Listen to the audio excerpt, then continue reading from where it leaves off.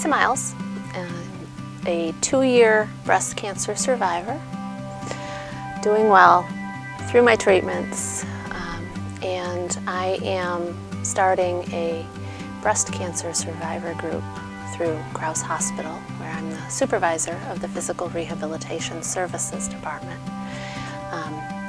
with the hopes of getting some other survivors together to start exercising. Very light exercise, I want to stress that. I don't want the exercise component of this program to scare people.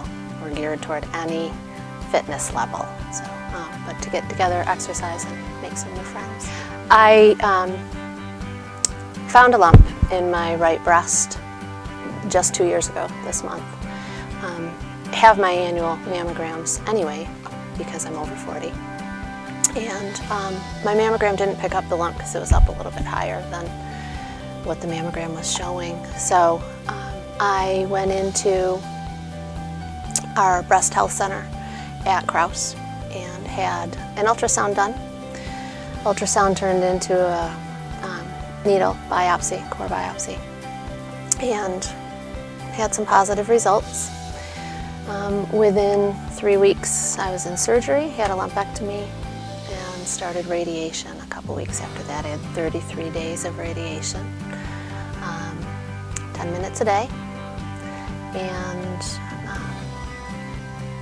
that I finished up the following February, so February of 2011, my radiation treatments ended. I lead a very healthy lifestyle. I am young in terms of breast cancer diagnosis. I have no family history. In fact, the first biopsy that I had came back benign. And my radiologist from the breast center, Dr. Stephen Montgomery, said to me, I know those are the results you want to hear, but I don't trust them. He said, I've been doing this a long time and I just don't trust the results. Since I did get the results I wanted to hear, I was doing a little pushback at first, like, no way. I'm not going to do this again. I'm fine. But he talked me into another biopsy, and that's the one that came back with the positive results. I started telling everyone. Just because I felt like I was skewing that curve, I'm not, like I said, I don't have any history. It was something that I never expected, and I was doing everything that I thought to prevent breast cancer. Exercising, diet, those kinds of things. And so yeah, I just started telling everybody. My daughter at the time was in California. So thank goodness for new technology, right?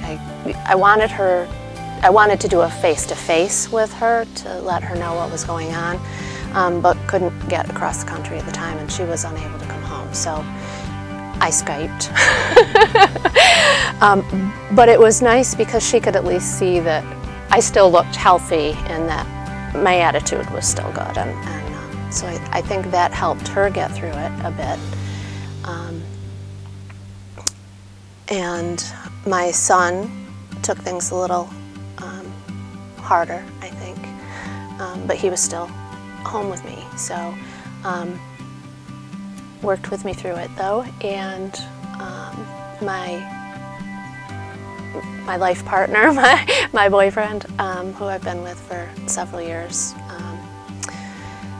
again, just lots of support and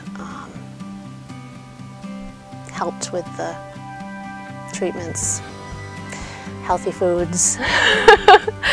So it was a learning experience for everyone, but we got through, and I think it was by supporting each other. It's one of those things that you truly cannot understand unless you've been through it. Because just to hear that you have cancer, it instills this fear in you. And the only way I could describe the next several months of my life was this neon light in my head all day, all night, cancer, cancer, cancer, and it just kept flashing.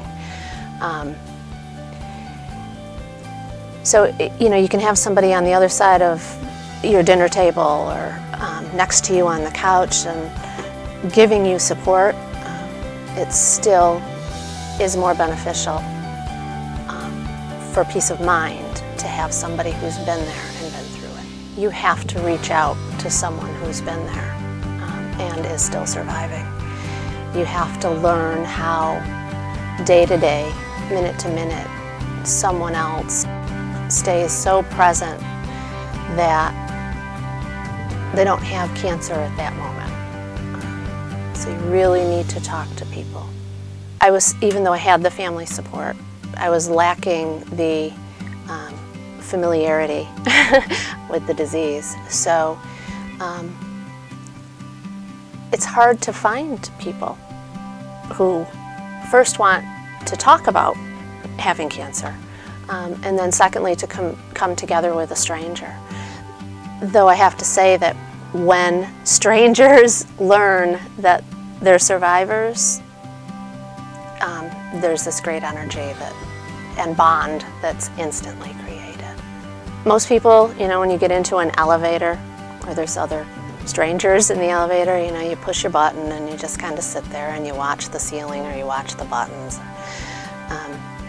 Over the summer I was getting into an elevator and I have a survivor tattoo on my left arm. I had a short sleeve shirt on. Another woman gets into the elevator, sees my tattoo, and she says, "Are you a survivor?" And I said, "Yes." She said, "Oh, me too." Now, strangers, complete strangers, obviously from complete different backgrounds, and we embraced for the rest of the elevator ride. Don't know each other's name, nothing, but there was this great energy that carried me through the day after that, and just that, yes, another survivor. It's amazing, really. I have more gratitude than I've ever had before. And I wake up in the morning and now instead of that flashing cancer sign, I open my eyes and I just think, yep, I opened them again. I'm here today. And I go through the day much more positively because of that gratitude.